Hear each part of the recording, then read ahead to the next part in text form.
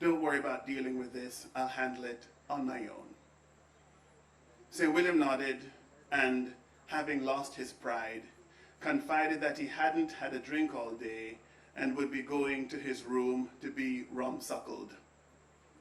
Ascending the stairs, he began to use his cane, although Felicia wasn't watching. His heart was filled with lamentations, and his lungs filled with the dust that his repeated sighs had brought into his scarred nasal tunnels.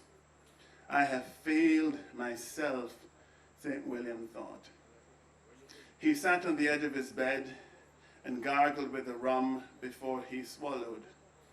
Through the window, he watched the man who was sitting on the railing, strumming his guitar and singing softly what sounded from a distance like a psalm. His voice light but keen and edged with a profound sense of longing, as if it emanated from a hole in his heart.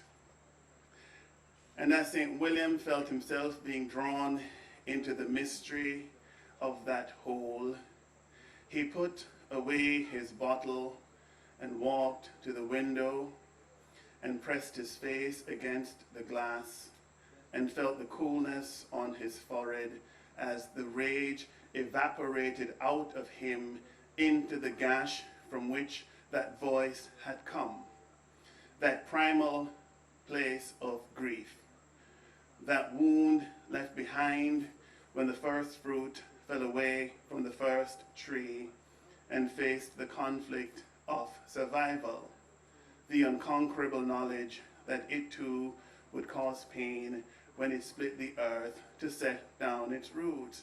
I remember when we used to sit in a government yard in Trenchtown, observing the hypocrites as they would mingle with the good people we meet. Good friends we've had, oh, good friends we've lost along the way. In this great future, you can't forget your past, so dry your tears, I say, and no woman no cry. No woman no cry. And as St. William watched, Felicia climbed the stairs, and the man put down his instrument and draped his arms around her as a bird would fold its wings around its young.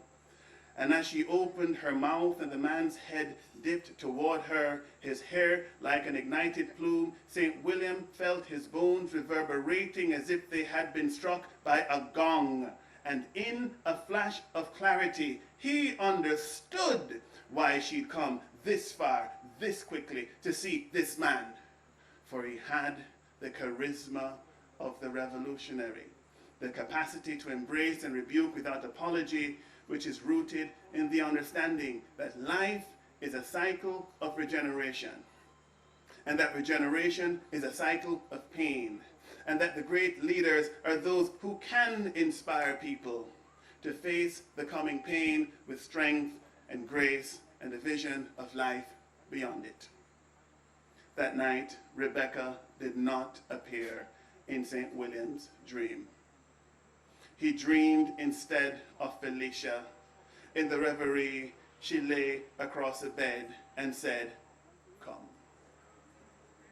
The next morning, he rose to the sound of a rooster. The chief minister had ordered that the mechanism of the clock be removed, and he found outside his door a package with a note. And the note said, "Thank you for reminding me that I'm wanted. I almost slept with you. Yes, for a minute you could have stolen me, but I would have gone back to him. Accept this as a token of, I don't know, 2 people, 3 people, and a place in time. It'll be coming out this year. One Love. Sorry I couldn't make him sign it." What a fascinating name, St. William thought as he tore the paper. Natty dread. His 31st book was a translation and discussion of the lyrics in Sankosh. In his memoir published at his own expense on the eve of the millennium, St. William would describe it as my most important work to date. Thank you. The country of Dominica and the city of Roseau to host such a wonderful festival. And I just want to say to my friend and mentor, Alwyn Bully, enough respect from all the people of Jamaica. We miss you.